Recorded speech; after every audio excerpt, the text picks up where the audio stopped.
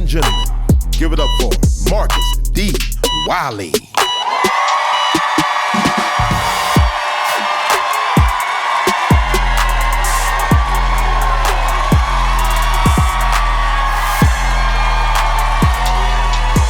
What's up? All right. What's up? How everybody doing? I want to jump right into it. Ever since I dropped my special, Marriage is Major Surgery, people think I am a marriage counselor. I'm not. Just because I am verified on social media don't mean I'm qualified to counsel. Me and my wife argue all the time. I find it quite healthy. The Bible say iron sharpens iron. There's gonna be some friction sometime. I am not a marriage counselor. Me and my wife, we go to bed angry sometimes. The Bible frowns upon that.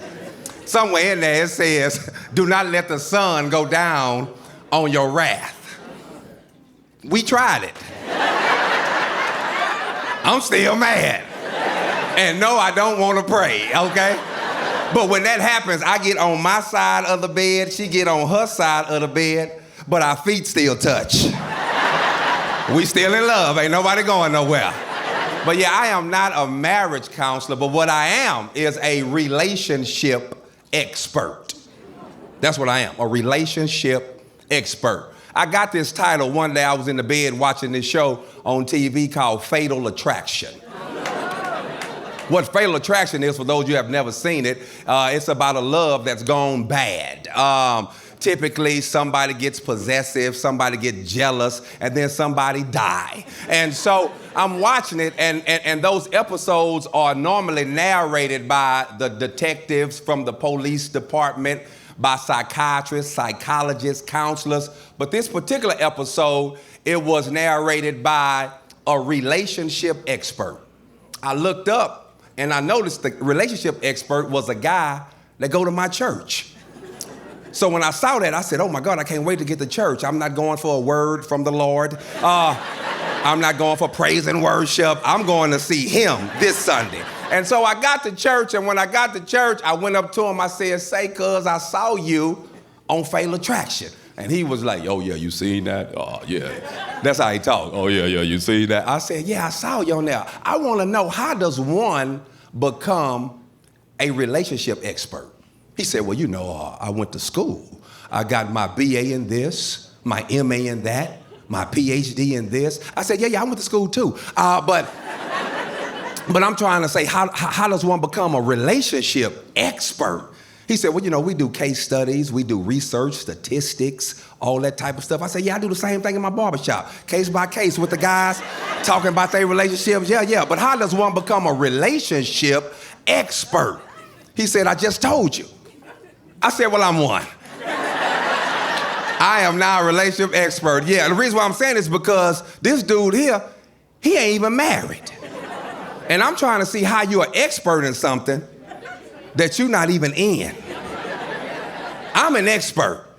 See, I know how to be in the house with a woman I love and we ain't talked in 5 days.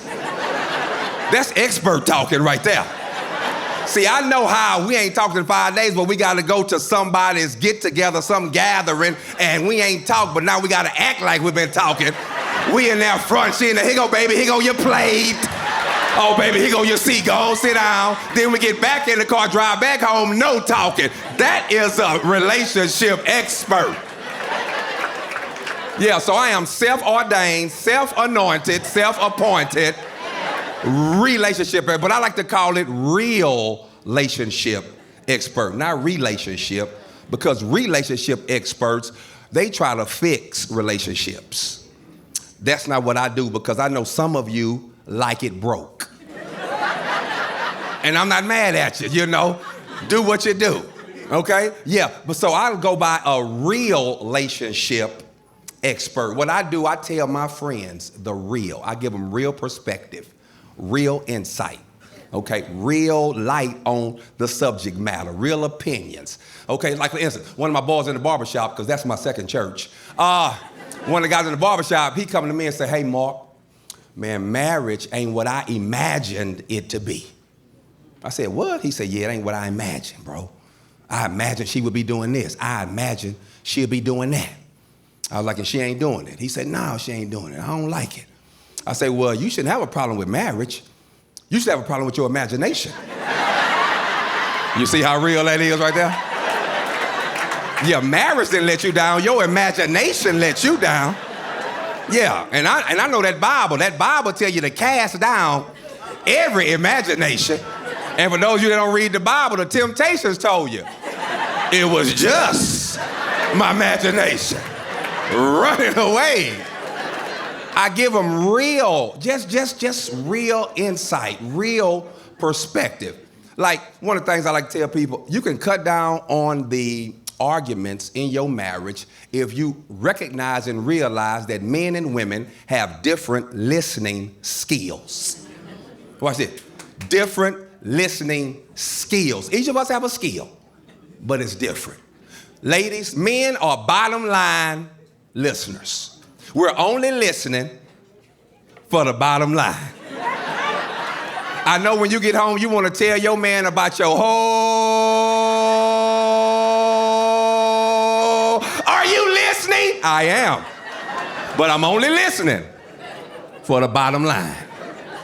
Fellas, women are detail-oriented listeners.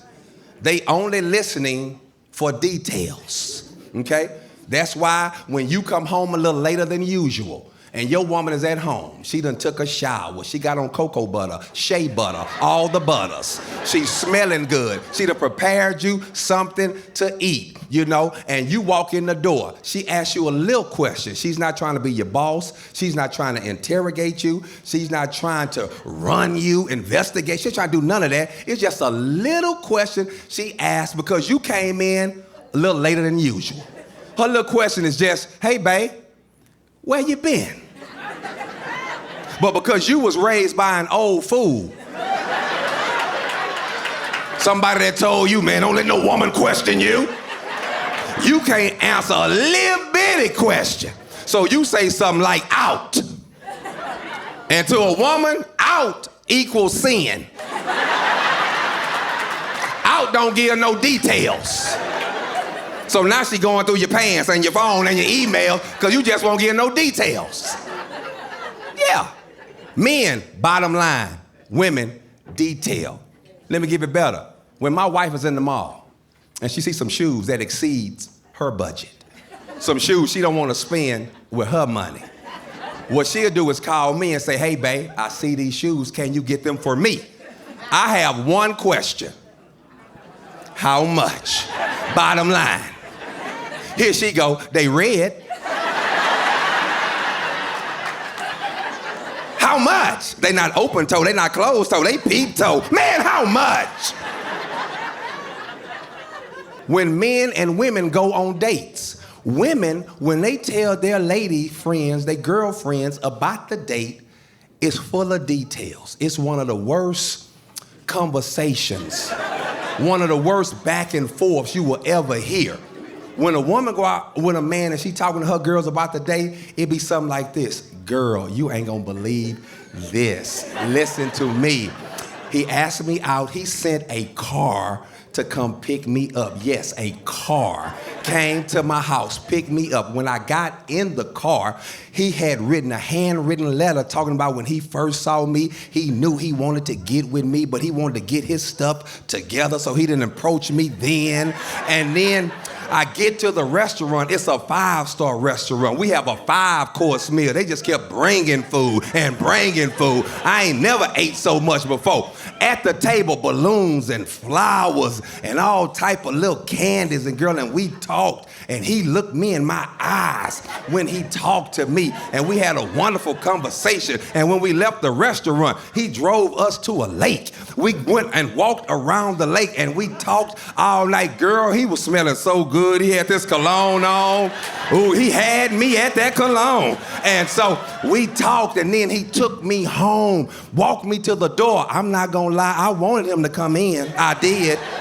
But he said he want tonight to remain pure. And so he kissed me on the forehead. I told him to call me when he got home, and guess what, girl? He called, and we talked till the sun came up. And all her girls be there like, I think he the one.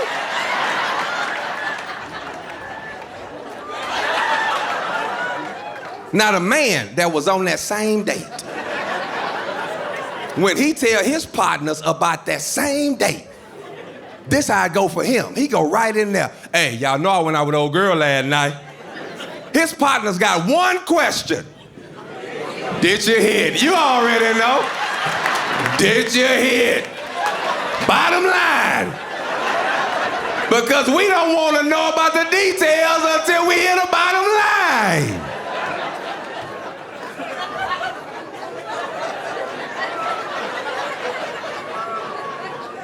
But because women are detail-oriented listeners, I believe women make better friends. That's not Bible. That's my opinion. That women make better friends. Reason they make better friends is because of the details. Like, let's say if a man was to walk into like a Chili's restaurant. He walks into Chili's and he see his best friend, his homeboy lady in there with another man. When a man walk in and see that, man, we hurt. You hear me? We walk in, we...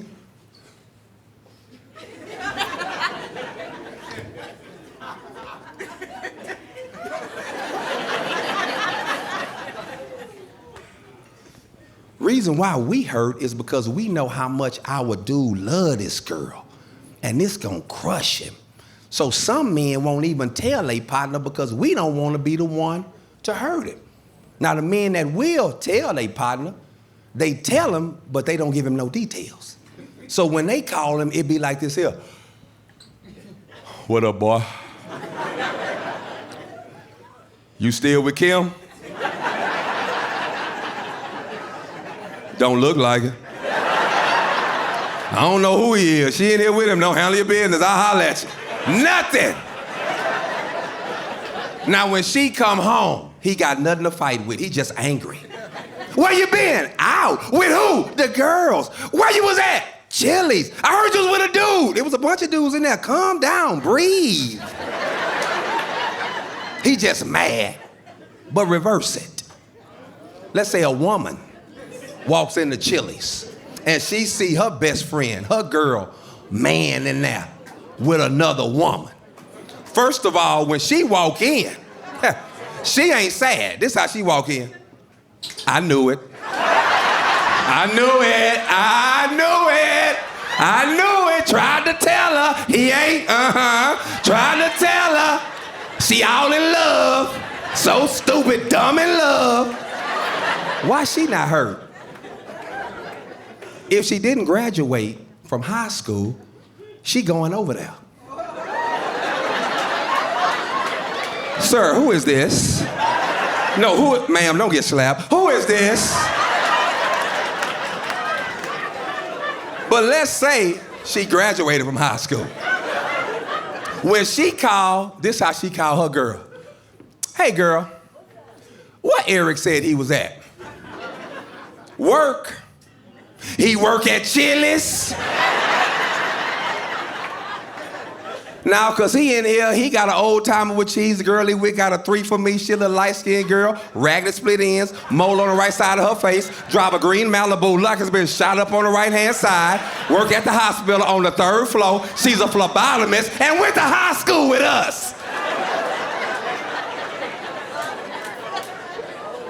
So now, when Eric come home, she got the whole rap sheet. He walk in the door, hey, babe, where you been? He work. You work at Chili's?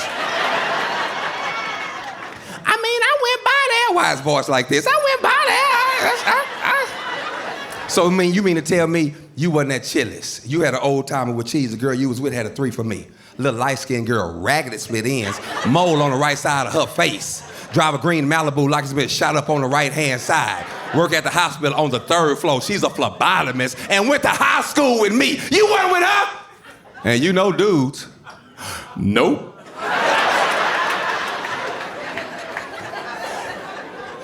Sure wasn't. But here it is. When I come to the thing, I was invited by this Christian organization called Young Life. They invited me to come perform for all of their staff workers in Colorado Springs, Colorado. Over 4,000 people there. They gave me a number to come perform that I thought was very healthy. And so I told them I will be there. I get to Colorado Springs, Colorado, and I'm not gonna lie, I was a little nervous because, at this particular time, Young Life was, really white, and I speak with a lot of slang, a lot of jargon, a lot of colloquialism, so I didn't know how they would receive it. So I was a little nervous, and I remember being in the restroom, and a black dude walked in. He was like, Marcus D. Wiley. Boy, you funny. But I want to see how you gonna be in front of these white folk. And I was like, hey, why you have to be right next to me at the stall, It's about 12 more stalls. You ain't got to be next door, neighbor. Slide down. But I needed to hear what he said, because what he said, it freed me.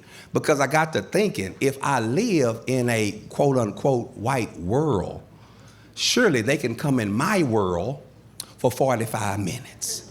So I wasn't nervous anymore, right? And so ever since then, I've been talking about my life when I'm on stage. I just talk about my life, my family, my children, my wife. My wife don't like it all the time, but I have to tell her, hey, this is how we eat. Why you always talking about me? I was like, man, I talk about my life now. You're a big part of it, but if you want me to get some new material, let me get in these streets. Oh, I can get some new material. You ain't gonna like it. But I can get some new material. So anyway, I get on stage, I do my thing at the Young Life thing, and I sell my merchandise, and I get back to my hotel. When I get back to my hotel, about 30 minutes later, I hear a knock on the door. I was like, whoa, because I didn't order nothing. So I go look in the peephole. I see 3 white dudes out there. I'm like, yeah, this is where Kobe got caught up in Colorado. I look back in the peephole, the black dude from the restroom, he comes stand next to the 3 white guys. I said, oh, so I opened the door. I said, what's up? The little leader, he said, hey, Marcus, man, we just come by to tell you, great show tonight. The people really loved you. But we were wondering if we could pray for you.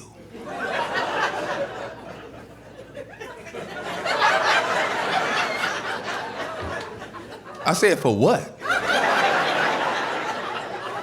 He said, well, you said some things tonight about your wife. And we were just wondering if we could pray for you. I said, oh, yeah, no, man, yeah, no, me and my wife good. Matter of fact, just got on the phone with her, Them just jokes. He said, yeah, but jokes, they stem from a real place. I looked at the black dude, he was like, I tried to tell her. And I don't know how to turn prayer down. I'm working on it, because I don't want everybody praying for me. But at that time, I didn't know how to turn it down, No, I didn't know how to just tell them, get away. So, finally I acquiesced to the prayer. And so we holding hands, we're in the hallway at the hotel. They like, bow your head, close your eyes. I'm just like this.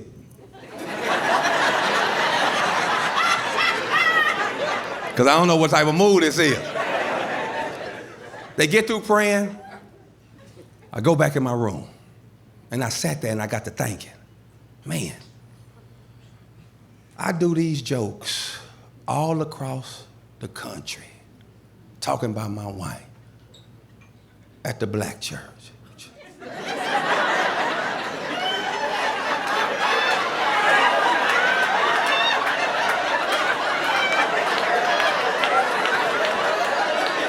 And now one time,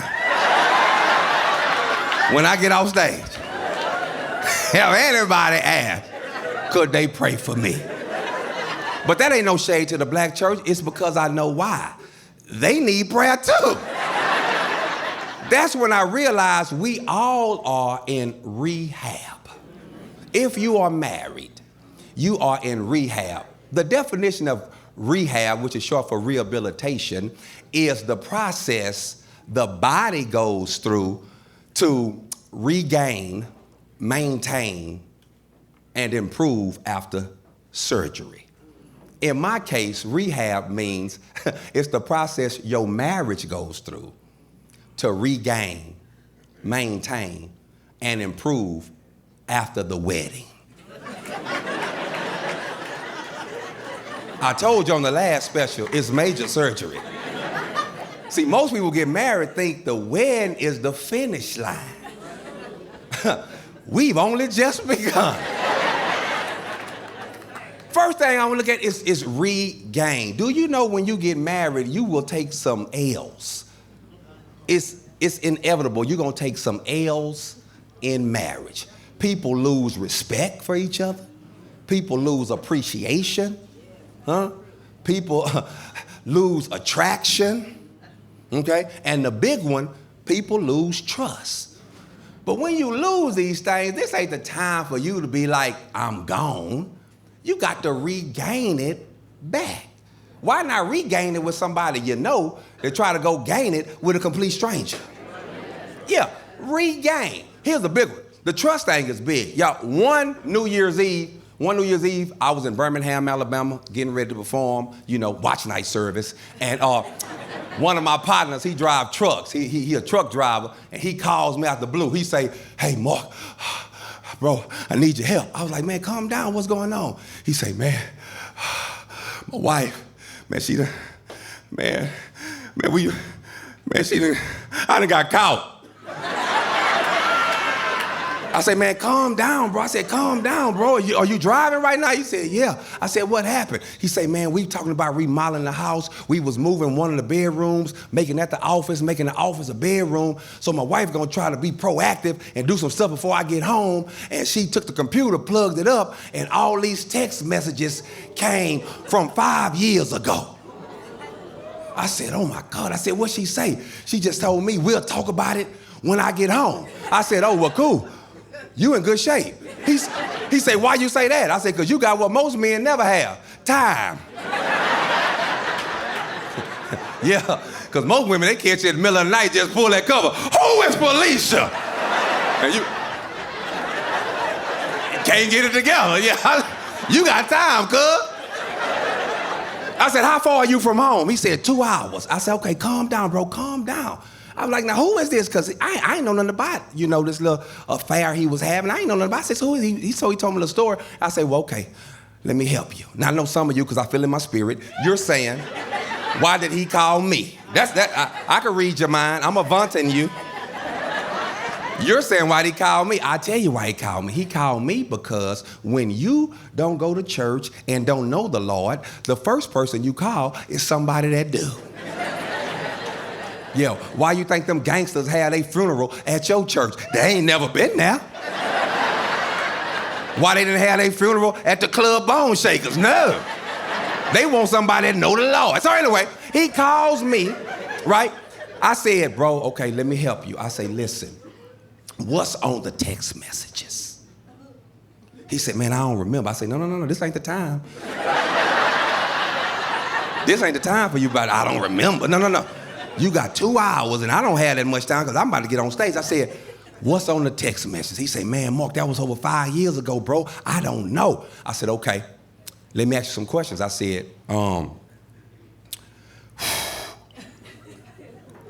did you send any money? Is that on the text message? He said, oh, no, I ain't sending no money. I said, okay. Was you on there talking down about your wife, like saying bad things about your wife on the text message? He said, no, I wasn't doing that. I said, what about pictures? Did you send you any nakeds?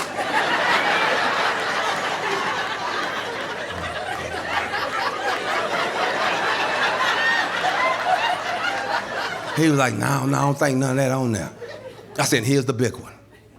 Did you tell her you love her? He said, no. I said, oh, you good. He said, what? I said, you good. I said, listen, man, why don't you just go home and confess? You got to take an L. it's obvious you've been talking to somebody. Just go home and tell the truth. Whatever happened, whatever reason why you was talking to her, just tell the truth, bro. You gonna take an L, just be honest, bro. Don't be tripping, just go tell. He's like, man, I don't know if I said, brother, go tell the truth, trust me. I get a call, January 1st. Marcus, you a genius. He say, bro, I did exactly what you told me to do. I did exactly what you said. I didn't deviate from the script or nothing. We talked about it, we cried, we made love. Bro, thank you. Next time we go out, margaritas on me. I said, cool, holla, hung up the phone. I get a call January 2nd. She found some more text messages. I said, what you mean she found some more text messages? He talking about, I don't know, she was on the computer. I said, why you didn't throw the computer away? You old enough to know about Watergate, delete everything. Throw it out the second story bedroom, get rid of it. He gonna say, you didn't tell me to do that. I said, I didn't tell you to cheat. You did that on your own. I say, man, what did she find? He said, well, it was a couple of pictures. He says, also, on there was me and her was talking about getting our kids together on a little play date.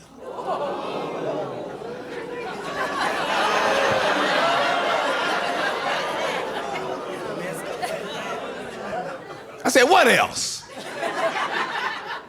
He said, and one time on there, I did say, love you.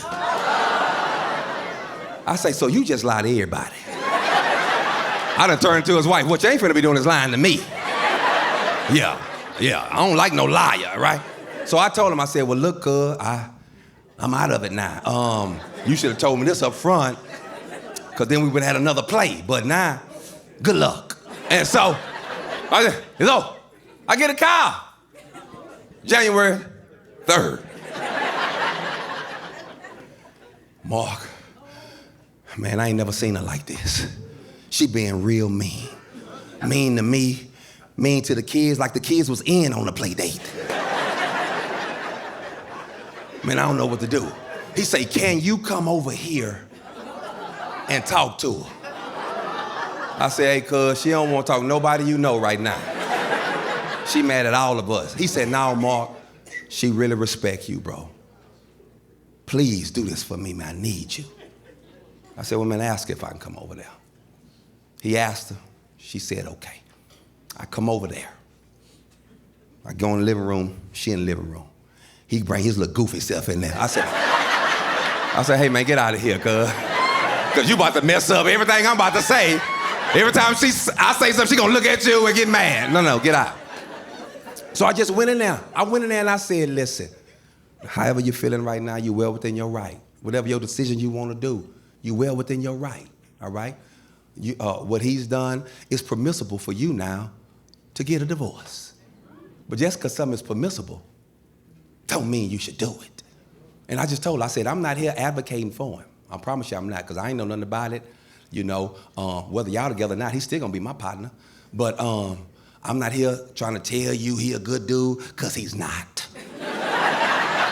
I say, because he's not. But what I don't want you to do is make an emotional decision. Times like these, people like it's the end of times when it's just one of them times. So just take some time, think about it, whoop, whoop, whoop. She said, Marcus, thank you so much for coming over here, because I haven't told my mama, I haven't told my friends, I haven't told my sisters, because I don't want to embarrass him. When she said that, I said, oh, he got a good one. I called Goofy back in the room.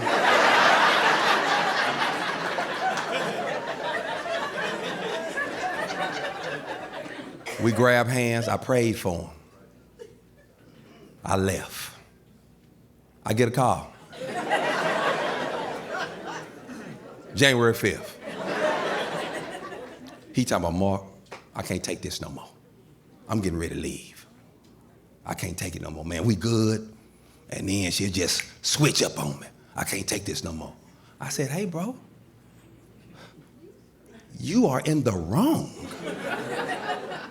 He was gonna tell me, man, that's old. I said, no, it's new to her. It's old to you. He thought he said something mature. I just want to move on. I said, the guilty always want to move on. I told him, but if you want your family to remain together, then you need to do whatever it takes, as long as it takes. Yeah, and if that means you driving your truck and she FaceTime you, show me that truck.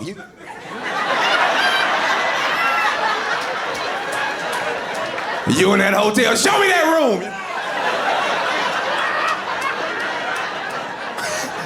You gotta do what you gotta do, cuz. You gotta do what you gotta do to regain trust. People ask me, Mark, how am I maintaining? So me and Erica, my wife, we've been married now 28 years. We've been married 28 years. Yeah. That's a long time. To be with the same one. And people always ask how we maintain. So I share. Me and my wife, we use what I call the 3 C's to maintain. We use church, we use the community, and we use the calendar. Church, community, the calendar. I gotta go to church. Church is the place where I go, and when I hear about the love of God, how he loved unconditionally, it put me in my place. It let me know I ain't finna say goofy stuff like I've outgrown her. Huh? And other people say, I've grown her, as if that person can't grow. You grew. Let them grow, or help them grow. So church, I gotta go to church, right? Church, and then church also have ministries in place that try to help you.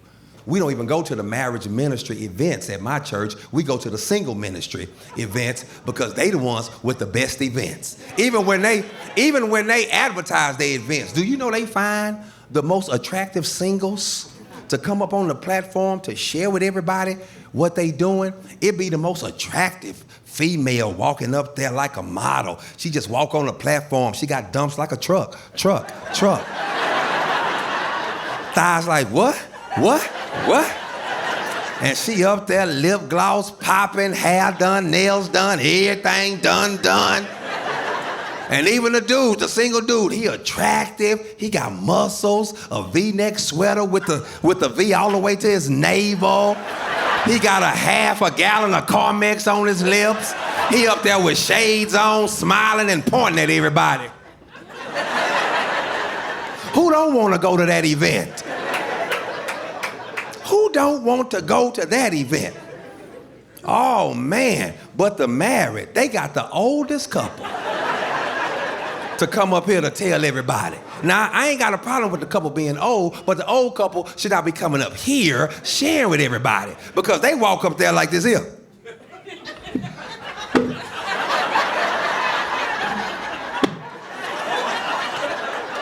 Me and my wife be like, yeah, we ain't going to that one. We ain't going. Singles have good events. Skate parties, pool parties, sleepovers.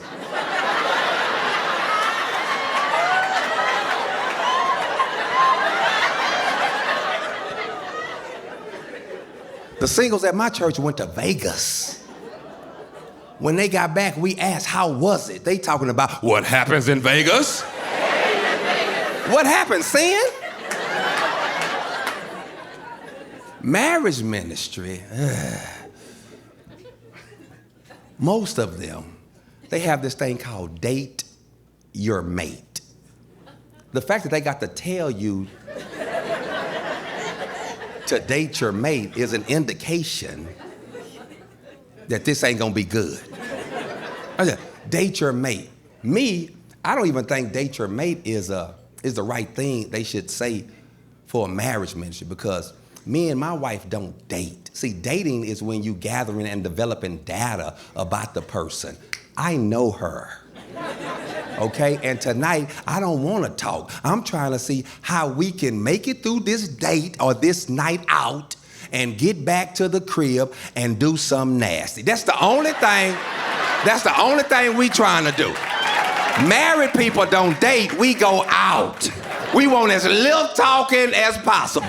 Because if you call it date night, then what ends up happening, date night turns into update night. And now you're talking and you're finding out stuff you should have been knew about. Well, you know he got suspended. What you mean he got suspended? Why ain't nobody told me that? Well, if you be home more, you would have known. And now you done messed up your little action tonight. When we go out, we don't want to talk. Yeah, get on your phone. I'm cool. I'm telling her, hey, bring another margarita. Yeah, stay on your phone. So that's why I told my pastor, if you trying to keep me and my lady together, we don't need another marriage prayer breakfast. We don't need another marriage seminar, another marriage conference, another marriage retreat. If you trying to keep me and my wife together, get us a room at that Marriott. Put some soft music, rose petals and stuff in the bedroom. Give us some music so me and my wife can do a little dance. Make a little love. Get down tonight. Yeah, I don't need no conference.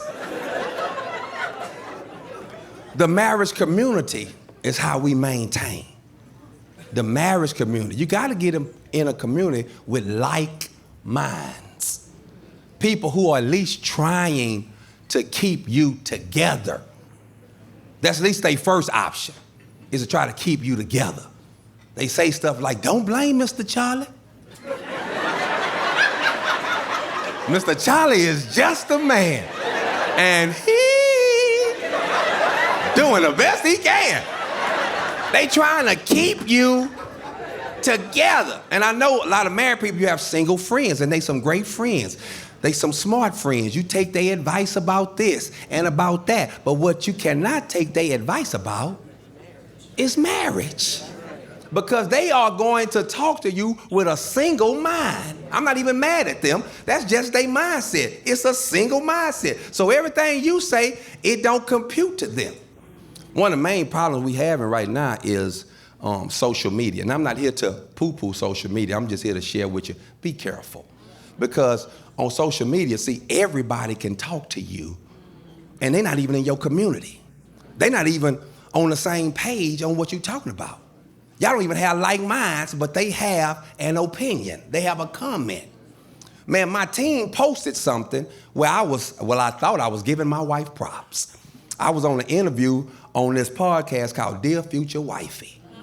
On this particular podcast, on Dear Future Wifey, the host, he has started this podcast because he's trying to get tips. He's trying to get, just some good points and some things from people who are married or have been married, because he want to make his next marriage a great marriage. So that's what he built his podcast on. Well, I'm on there talking about support, my wife, support. And I'm in there sharing with him how, man, I need my wife.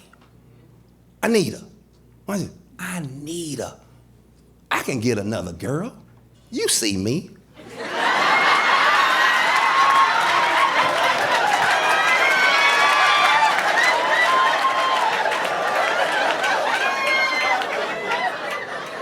But I can't get another her. I need her. I was telling him how, man, she run everything. I can barely function, right? I was like, whoa, now don't get me wrong, I'm intelligent enough to find out stuff, but why? It's good to be in a relationship where you need the other person. And I'm just sharing that with him. I'm like, when she go out of town, I gotta FaceTime her. Hey, how do I get Hulu on this?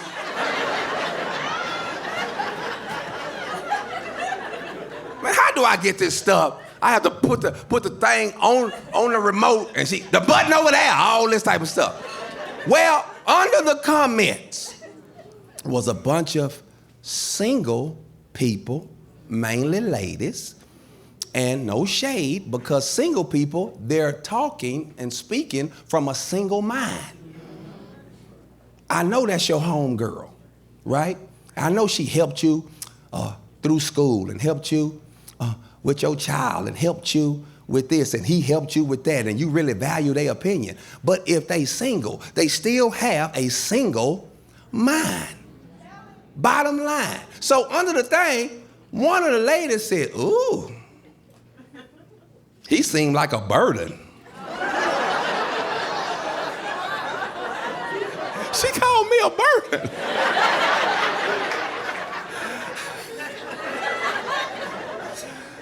I pay all the bills.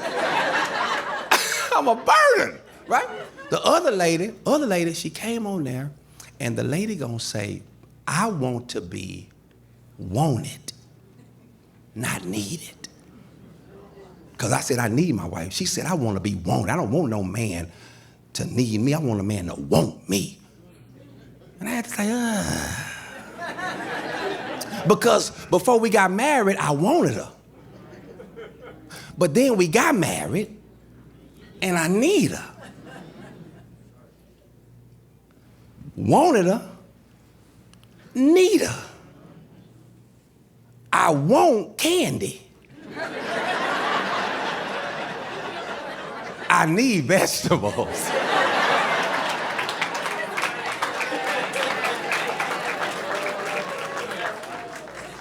So when you want to be wanted, stay single. Everybody want a single. Other girl said on there, she gonna say, this sound a bit much. I can do bad all by myself. This is one of the stupidest things I've ever heard in my life. We make stuff, try to make it sound good. I could do bad by myself. Nobody in the world I know want to do bad by themselves. When I see a homeless person, he got or she got a homeless companion. Nobody want to do bad by themselves. You see somebody strung out on drugs, they got somebody strung out on drugs with them. Nobody want to do bad by this. It's an idiom that says misery. Don't nobody want to do bad. Do you know the probability of doing good is higher when you're with somebody? Yeah. And then the last one, this is the one that took the cake. She said, ugh, he thought what he said was a flex. But really, it was not, because I'm telling you right now, when does she get a break? That's what he said, when does she get a break? And I be wanting to go on there and talk so bad, but got a single mind. It ain't gonna hit right. And so I'm like, a break? First of all, marriage don't come with breaks. It don't. Ain't no breaks in marriage. I'm sorry to tell you. If it ain't the marriage, it's the kids.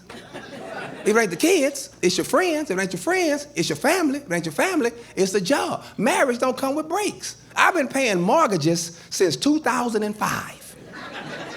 On time, never late. And I'm waiting for the mortgage company to call me and say, Marcus, because you've been so good, we want to give you a break this month. Ain't no breaks with marriage. Then we use the calendar. Dog, you gotta use this calendar. You're trying to maintain, you gotta use the calendar.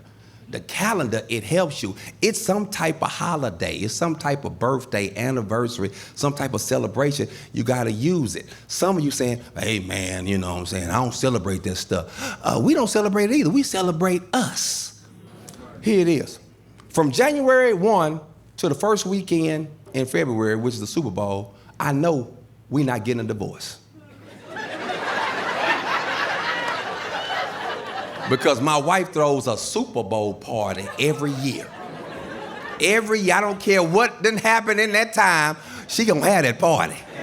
Because she like to stun on them. Come in, hey, this our house.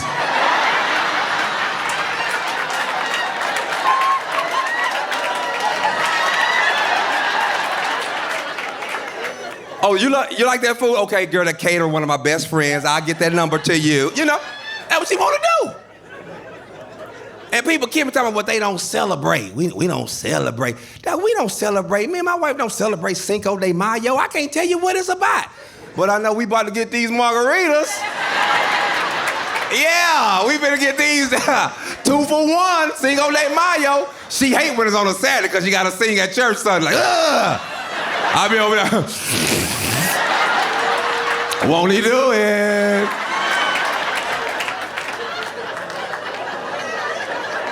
I always talk about what you don't celebrate. You don't celebrate Labor Day, but you do. When Labor Day comes now person who say they don't celebrate holidays go to their boss and say, you know what? I don't celebrate this. I want to come to work on Labor Day. You don't do it. You don't do it. You got to use the calendar, and then when you maintain, let me show you something. It's like I notice people have what you call a destination wedding, but don't have no destination for their marriage. How is it that you got a destination wedding, but no destination for marriage? See, y'all work together on that wedding. Oh, you work together. Did you get the boys? Do the boys got their tuxedos? Do they got their shoes? All this type of stuff. You have to work together, because if you're not working together, you're working apart. Right? But you was very patient with the wedding. They tell you, we can't even get that venue. Y'all can't get married here until 3 years from now. I'll wait. You patient with the wedding, no patience with the marriage. When things go wrong for the wedding, oh man, we ordered the dresses, we wanted our left shoulders out, they came in, the right shoulder was out. You had mercy on the seamstress, gave them grace, but no grace in the marriage. No mercy in the marriage. Now, one time when things went wrong at that wedding, did you say, I'm gonna divorce that wedding? Yeah, we having that. Yeah. So if you're not working together, working apart. Then improve. This is a tough one. Improve. Gotta regain, maintain, improve. One of my friends, his mom and dad, 75 years old, been married 50 years. The husband come home one day, looked his wife in the eyes and said, I want a divorce. When she asked why, and the kids, Daddy, why? He say, because I'm not happy. Can I please demonstrate to you tonight what happiness should look like at 75?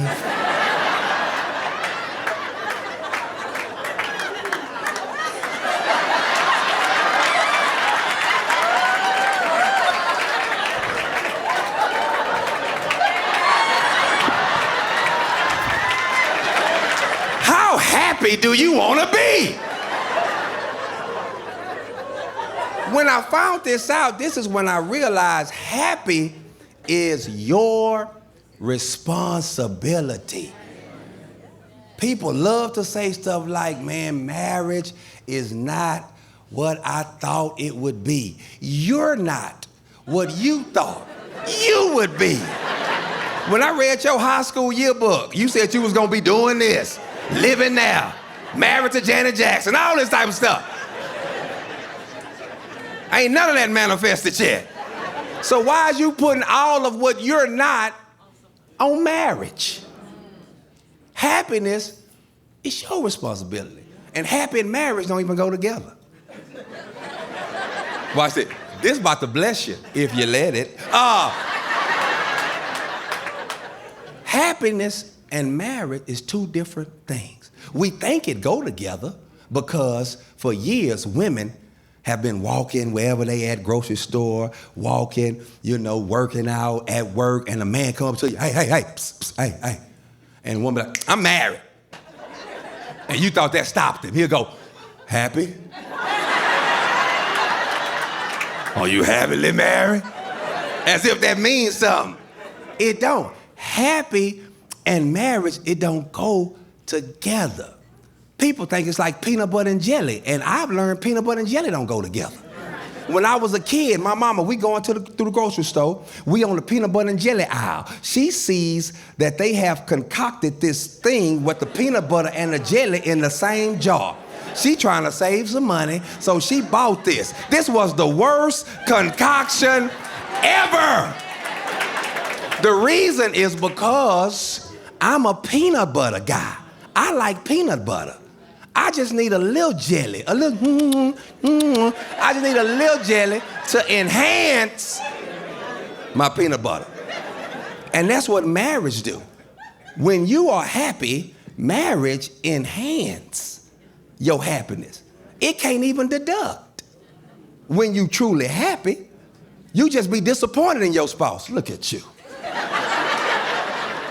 I'm so disappointed with you, I don't know what to do. But you happy though. You still good. They just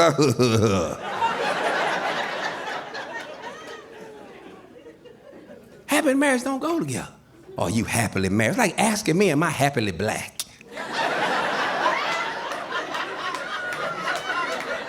Sometimes. But I'd have been pulled over in the middle of the night. I'd be like, oh, I wish I was white right now. Yeah. But in order to get happy, you got to improve yourself. I mean, I gotta take a little moment right here. I gotta give my wife props because when we were in college, my wife came to me one day. I guess she was very frustrated this day. We wasn't married at the time, boyfriend and girlfriend, but she was like, can you be with a girl that don't have a degree? I was like, what test you just failed? No.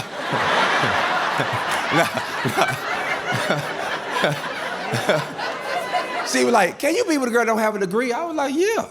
I was like, I ain't no thing. I mean, my mom ain't got one. My grandma don't have one. You know, I don't care nothing about that. I say, but you gonna have to work. Because at that time in my life, at the early 20s, a girl that did not work was unattractive to me. I'm just talking about that's to me. And she was like, oh, I'm gonna keep a job. I was like, okay. And I told her, I said, listen now, all my friends got degrees. And I don't want you to, be tripping like y'all throwing your degrees in my face. No, we're not throwing them. We earned them. And she was like, no, I got that. I said, and then when you're on these jobs and you're going to get skipped over because you ain't going to have no degree, I just want to let you know this is what can happen, not having, that paperwork. And she was like, yeah, I got it. Cool. Boom. So we going through life, man. We married. And then in the pandemic, wife come to me and say, hey, I'm going back to school. I was like, in the pandemic? I'm not getting booked right now, don't you? She's like, yeah, I'm going back to school. And man, that girl went back to school and all the stuff when we was dating that she wanted to do, she went and did. She went and got her degree. She went pledged little Delta. Hey, I don't need the gang sign. I don't need the gang sign. I don't need all that right now. I don't need that. But I'm just saying all the things that she wanted to do back then, she went back and she did it. And when she got it, guess what? I regained all type of admiration, respect, attraction, because she coaching too, she teach, and she be coaching, she come home, she got the heels in the bag, she got the running shoes on, lanyard around her neck, and I'll be seeing out there, I'll be like, she can get it. Yeah, it got a whole new attraction for her now. At the end of the day, what I learned is people, they do not let the marriage mature. That's it. They don't let the marriage mature. People don't. I mean, we live in a time now, everything like this here. If it ain't the way you want it, I'm gone. And you got to let the marriage mature. I did this conference, Rainbow Coalition Conference, Jesse Jackson. Yeah, he's still alive. Yeah, I ain't lying. I was honored when they called me, right? They called me to do, they had a conference, Rainbow Coalition Conference, and they had me do my comedy. And so I did my comedy, right? And when I did, I got off stage. It was an older gentleman. He was sitting at my table. And this is an old civil rights guy. Like, he was in his 90s. He marched with everybody. And, you know, real smooth, sit there, you know, how old men sit on with the legs crossed. And he's sitting there, and when I sat down, he said, "Oh, young man, you were phenomenal up there tonight." He said, "Now, did I hear you correctly? Did you say that you were married?" I said, "Yes, sir." He said, "And how many years?" I said, 28. He said, "Oh, you're a newlywed. Congratulations."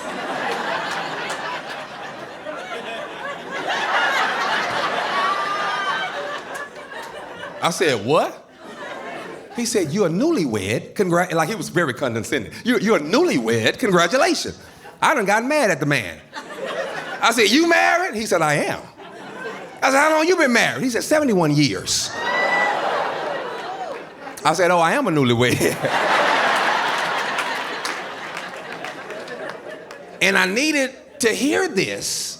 I needed to hear this because I got partners at the barbershop. They've been married 6 years, right? And they ready to throw in the towel. Can't take it no more. I'm at the end of my rope. Oh, I made a bad decision to do this. And now I could tell them, "Dog, your marriage is 6. Your marriage is in elementary.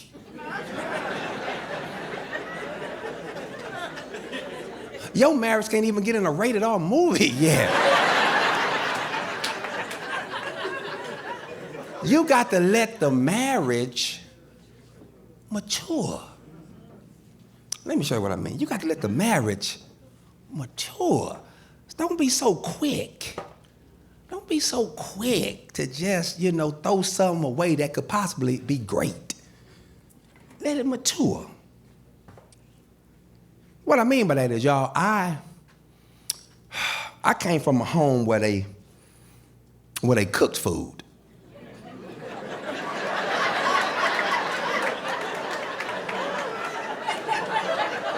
This is the home that I grew up in. They cooked food. Then I got married.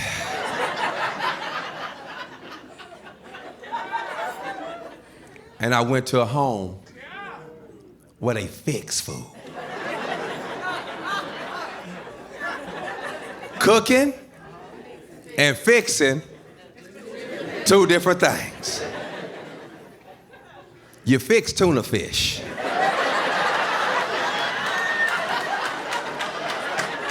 You fix hamburger helper. You fix rice-a-roni, nachos, hamburgers, sandwiches. A lot of men in here get so excited. "Ooh, my baby cooking tacos tonight." No, your baby fixing tacos tonight. Cooking is when you stuff something. Cooking is when you smother something. Cooking is when you saute something. Cooking is when you preheat the oven on 350 for 2 weeks.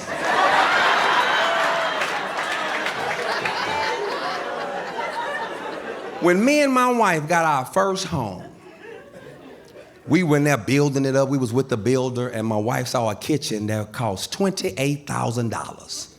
She told the builder, "That's the kitchen I want." She walked off. I told the builder, "Come here."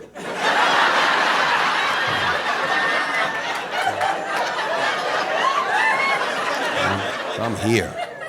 We do not need a kitchen. Give us a concession stand. Because right now we on corn dogs, Frito pies, grilled cheese. What we need a $28,000 kitchen for?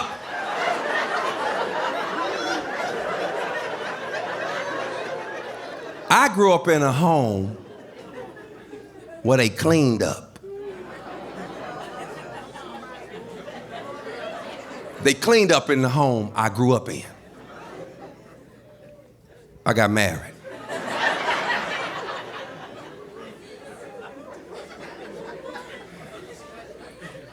And I went to a home where they straightened up.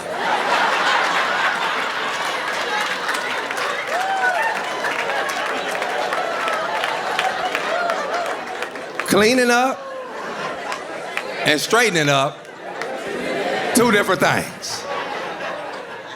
All straightening up requires you to do is get everything out of sight. We got company coming over, get it up. You can put it under the bed, in the closet, in the garage, store it in the backyard. Just get it out of here. And then Febreze everything.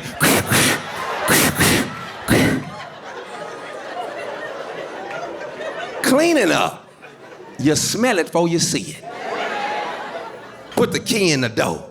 Soon as you open it, you already smell bleach, pine sol, pine oh pine, fabuloso.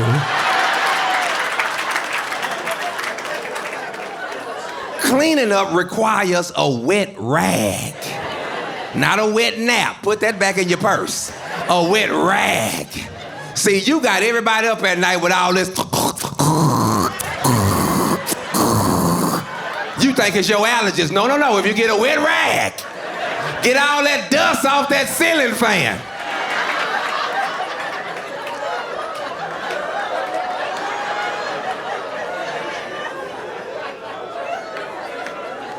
But don't miss it. Because if you leave early and don't let the marriage mature, if I would have aborted that thing, I never would have seen the girl who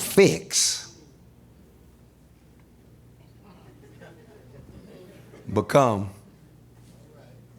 a cooker. If I don't let the marriage mature and I leave early, I never would have seen the girl who straightened up.